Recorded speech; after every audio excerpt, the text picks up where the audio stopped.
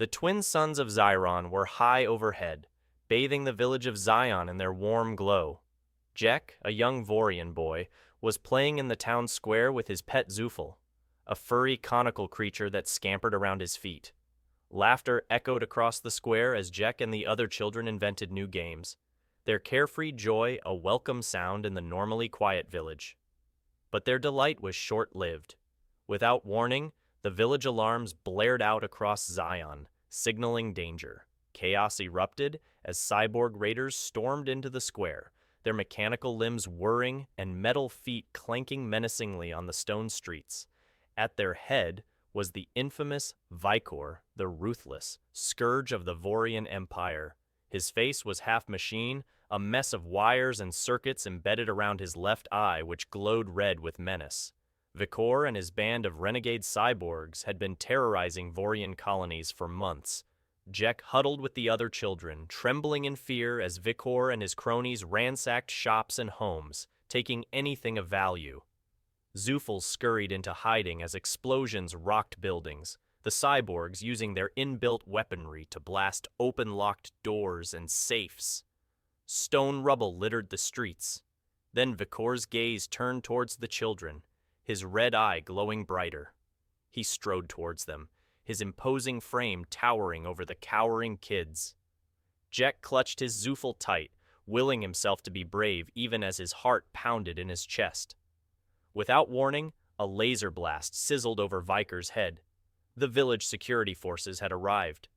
Led by Jek's father, the brave Vorians rushed into battle, firing their spears and arm cannons at the cyborg invaders. Explosions erupted throughout Zion as a raging firefight ensued.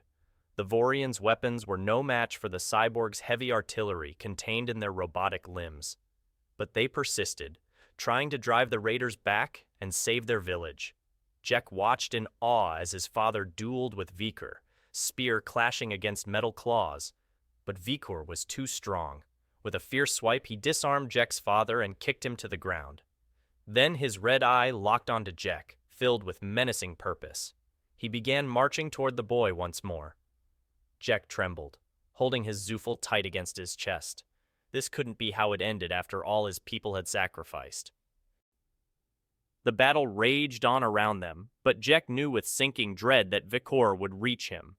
The cyborg warlord's hand clamped down on Jek's shoulder with cruel steel fingers. Vicor had claimed his prize. With a bellowing laugh of victory, he dragged Jek away towards his waiting starship as the boy struggled helplessly in his grip. Jek cried out for his father, but the brave Vorian warrior lay unconscious amidst the smoking ruins of the square. As Vicor's sinister ship powered up, Jek took one last tearful look at his ravaged home before the engines fired and they shot into the sky. The village grew smaller below them, smoke pluming from the destruction. Jek squeezed his Zufel, the soft fur comforting even as fear choked his heart. He didn't know what terrible plans Vicor had in store for him, but he vowed to stay strong like his father had taught him. This wasn't over yet. Jek stared out the viewport of Vicor's starship, the Annihilator, watching as his home planet of Xiron grew smaller in the distance. He clutched his pet Zufel tightly, drawing comfort from its warm fur even as fear knotted his stomach. The cyborg warlord stood behind him at the ship's controls, his mechanical left eye whirring as it scanned data on the screens. Jek shuddered, not daring to meet Vicor's gaze. The ruthless cyborg had raided Jek's village, capturing the boy for unknown reasons. Jek remembered his father's brave stand against Vicor and hoped he was all right. Your puny village put up quite a fight, Vicor rasped, his voice a chilling mix of organic and electronic, but nothing stops me from getting what I want. Jek trembled at the threat in Vicor's words. The cold metal walls around him seemed to close in as the starship accelerated away from his home. Where was Vicor taking him? Soon, the mottled blue and green sphere of Xiron faded from sight. Jek was struck by how alone and small he felt, gazing out at the infinite stars. For hours, Vicor drove the Annihilator onward through the void. Jek dozed fitfully, his dreams filled with memories of playing in Zion's Square. Each time he woke, the fluorescent lights and sterile metal interior reminded him This was no dream. Eventually, warning alarms blared through the ship. Jack jumped, his heart racing. But Viker showed no concern, merely tapping some controls to silence the klaxon. Through the viewport, Jack saw why. Looming before them was a planet encased completely in ocean.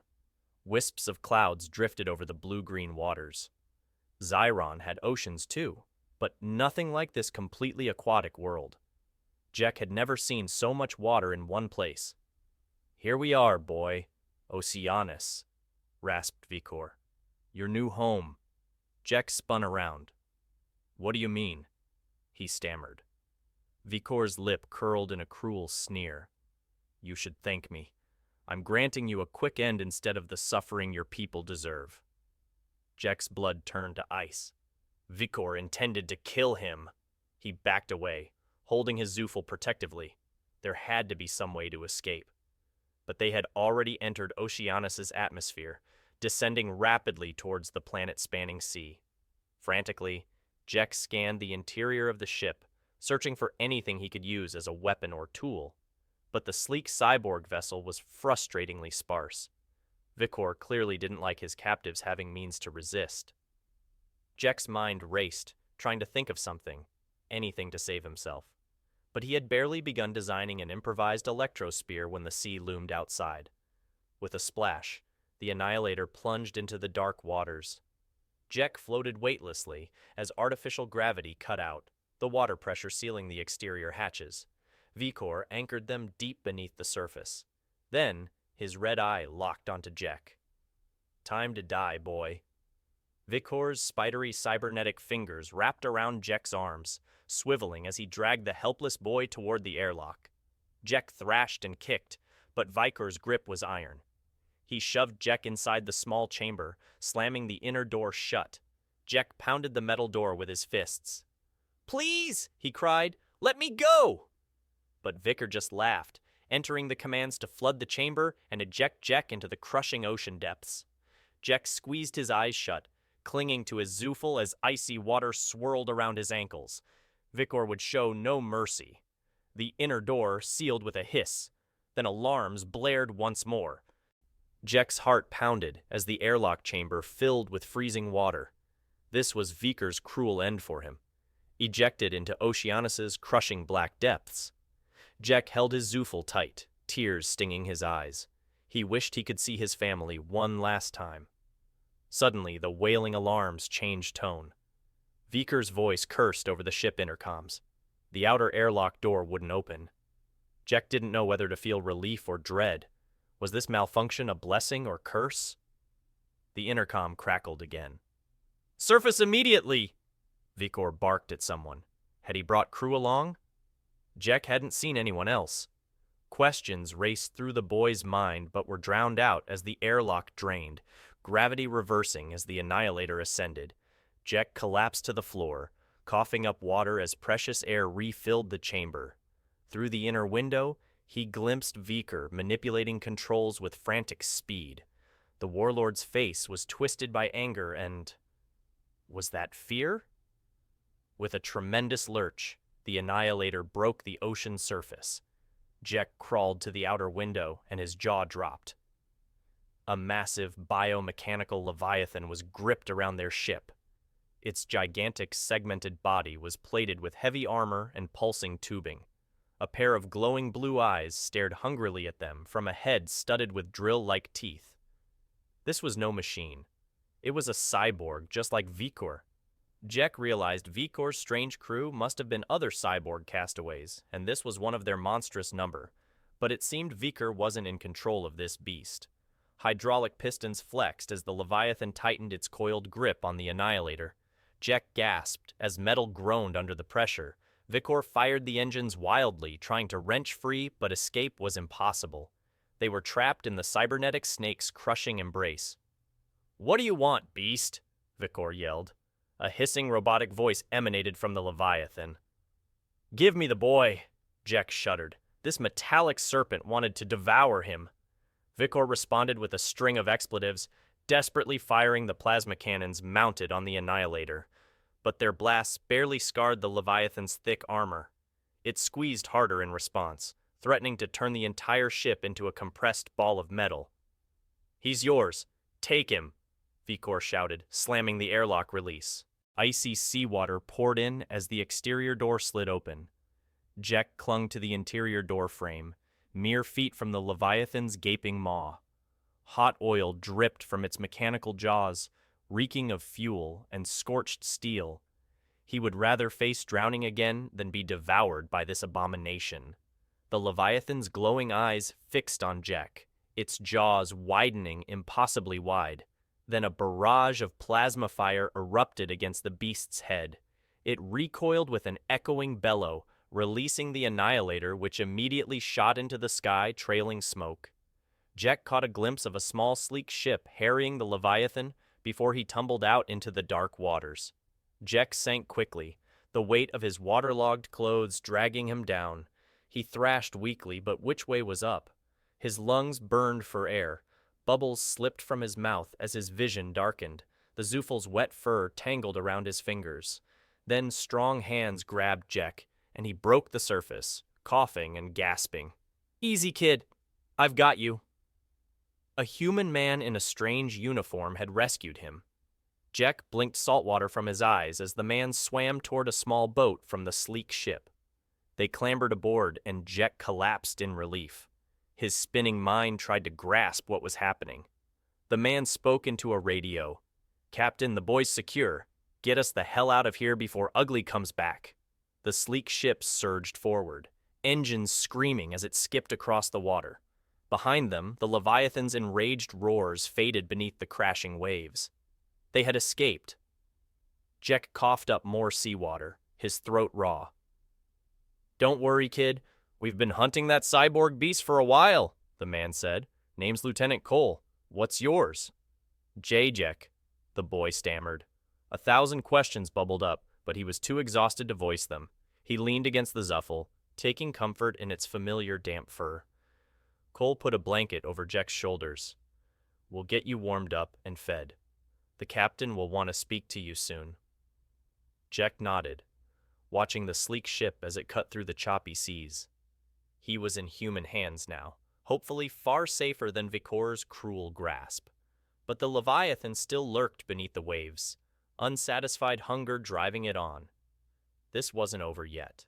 Jack sat in the mess hall of the human ship, wolfing down a hot meal as he warmed his chilled bones. The blanket from earlier was draped over his shoulders, and his Zuffel snoozed contentedly in his lap.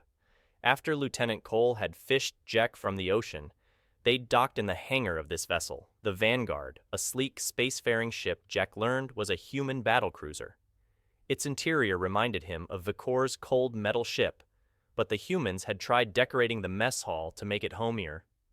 As Jack ate, Cole gave him a quick medical checkup. "Don't worry, kid. You'll be all right," he said. "Nothing time and rest won't fix. The captain will be down shortly to get your full account of what happened." Jack nodded, sipping a warm, sweet drink humans called hot chocolate. Its rich flavor was new but comforting. He was safe for now among these humans, as perplexing as they were. He still had so many questions. Cole returned to his station on the bridge while Jack waited, the mess hall empty except for him. He replayed the day's events in his mind, struggling to believe all that had transpired in such a short time. It felt like weeks ago he was playing carefree in his village. The door slid open, and a statuesque woman with a stern but kind face entered. Her uniform marked her as the captain. "Hello there. I'm Captain Adelaide Pierce," she said, taking a seat opposite Jack. "You've been through quite an ordeal. What's your name?" "Jack, ma'am," he replied politely, sitting up straighter. He already felt he could trust this Captain Pierce. Her calm demeanor and commanding air reminded him of his father. "Let's start from the beginning, Jack. What brought you all the way out here?"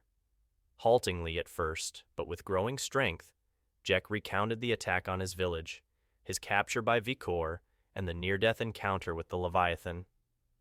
Saying it aloud helped organize the chaotic events in his mind. Captain Pierce listened intently, asking probing questions. "So this Vikor intended to drown you, and the Leviathan ... IT knew your name," she asked, frowning. Jack shivered at the memory. Yes, ma'am. It was a cyborg like Viker. I think it wanted to eat me. The captain was silent for a moment. A rogue cyborg of that size is exceptionally dangerous, and Vikor may still be out there. We cannot rest yet. She stood suddenly, eyes bright. Come with me, Jack. It's time I showed you why we're here. Jack followed her from the mess hall down a tight corridor into a large room-lined floor to ceiling with display screens, tactical maps, and various control consoles. Crew members busied themselves at stations while Cole hovered over a 3D hologram of the planet. Lieutenant, bring up the target data, Pierce ordered. The hologram zoomed into ocean topography maps and underwater scans. Jack realized with awe that this was a mission control center for studying the Leviathan. Pierce indicated the scans. For some time, our long-range telemetry detected strange energy signatures from Oceanus. We arrived to investigate and found that cyborg monstrosity, bigger than any on record. You've seen creatures like it before? Jack asked. Unfortunately, yes. Rogue cyborgs sometimes abandon their makers and run rampant, but this Leviathan is the largest yet. We believe its organic core mentally compels other cyborgs, like those who attacked your village. Jack shivered at the thought of such power. This mechanized terror had ruined his life, and for such petty reasons. Why did it want me? He asked in a small voice. Pierce placed a gentle hand on his shoulder. I don't know, but I mean to find out. If we don't stop this beast, it will only grow stronger and consume more innocent lives. She squeezed his shoulder reassuringly. But we have a plan. There is a way to immobilize it using an electromagnetic barrier from our torpedo warheads. However, we'll need your help, Jack. Your knowledge of the oceans. Will you assist us? Jack straightened his back and nodded firmly. Yes, ma'am. I want to stop it before anyone else gets hurt. He would face his fears to confront the Leviathan. For his family and village, the humans gave him courage. Pierce smiled. Very good. Let's get to work. Jack gazed out the Vanguard's thick viewport windows as the sleek ship plunged into Oceanus's dark waters. Schools of bioluminescent fish scattered from their path, streaks of living light dancing through the blackness. The ocean pressed in silently around them. At the helm, Captain Pierce's hands were steady on the controls. Her face was calm, but jaw set with determination. They were in pursuit of their Leviathan prey, hoping to end its rampage for good. We're approaching target zone, Cole reported from sensors. No contacts yet on long-range scans. Jack peered into the abyssal depths. He knew the cyborg monster lurked down there somewhere. His hands gripped the console so hard his knuckles paled green. He was grateful when Lieutenant Cole put a hand on his shoulder. Don't worry, kid. We've got your back. That metal beast doesn't stand a chance against the torpedo volley the captain has planned for it. Jack nodded, shoulders relaxing a bit. The humans had been devising this trap for the Leviathan for 2 days as they tracked its movements. With Jack's knowledge of Oceanus's trench systems, he helped them plot the ideal location to corner the cyborg and deploy their electromagnetic torpedo barrage. If it worked, the EM field would disrupt all the Leviathan systems, immobilizing it. Then they would activate the kill codes to terminate its cruel consciousness for good. Jack was glad to play his part to end its reign of terror. Leviathan detected! Cole suddenly shouted. Range 8,000 meters off the starboard bow. Jack's blood turned to ice as Pierce shouted orders, the ship transforming into a vessel of war. Klaxons blared through the decks, the crew rushing to battle stations. Jack stayed fixed at the sensor console, watching the blip of the Leviathan closing in. He tried to still his pounding heart. Match our speed and heading to the target, Pierce commanded. Ready torpedo tubes 1 through 4. Program the EM warheads and prepare to fire on my mark. Her steely voice was the eye of the storm as the crew responded instantly. The Vanguard adjusted course, angling straight for the Leviathan. Jack realized Pierce meant to face the beast head-on. Torpedoes loaded and ready, Captain, the weapons officer reported. Hold! Pierce's eyes were fixed on the view screen as the Leviathan silhouette appeared in the gloom. It was monstrously huge, gliding through the water with sinister grace. Closer and closer it loomed until Jack could see the cold intelligence in its glowing eyes. He clenched his fists, willing himself to be brave in the face of his fears. "Fire!" Pierce shouted. 4 torpedoes streaked out in a fan, guided unerringly toward the Leviathan's head. At the last second, it tried twisting away, but the weapons tracked it flawlessly. Bright explosions flashed through the depths. "Direct hits!" Cole yelled. "The EM field is active." On screen, the Leviathan spasmed as the electromagnetic pulses surged through it. Lights flickered across its armored body and it went still, drifting aimlessly. The torpedo volley had worked, but suddenly the beast surged forward again, bits of metal hull falling away. "It's resisting the EM field," Pierce said. "Quickly, transmit the kill codes before the field fails." Jack rushed to the comm station, furiously tapping in the termination sequence they'd prepared. This had to work. He entered the last commands and sent the codes.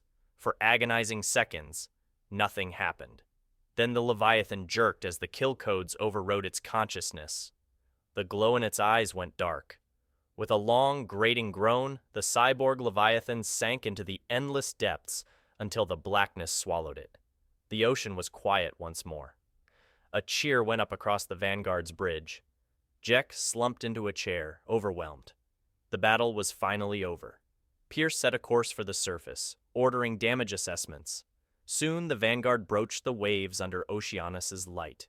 Jack stood at the viewport again, gazing over the gently rolling sea. Somewhere beneath them, the Leviathan's lifeless hulk sank to the bottom. Its reign of terror was over. Jack felt the warm press of fur against his leg. He looked down to see his faithful Zufel gazing up, tongue lolling happily. Jack smiled and stroked the creature's head, taking comfort from his friend. They had survived the ordeal together. Captain Pierce approached and put a strong, steadying hand on Jack's shoulder. "We did it," she said warmly. Jack hugged his Zufel tight. "What will happen to Viker?" he asked. Pierce's expression darkened. "If he's smart, he'll steer clear of you and any Union planets. We transmitted warnings with the Leviathan's termination codes, but someday he may face justice for his crimes." Jack nodded solemnly. He didn't fear Viker and his ilk so much anymore. Together, he and the humans had triumphed over even the most terrible foes. He would carry that courage back home. "Come on," said Pierce. "Let's get you two home."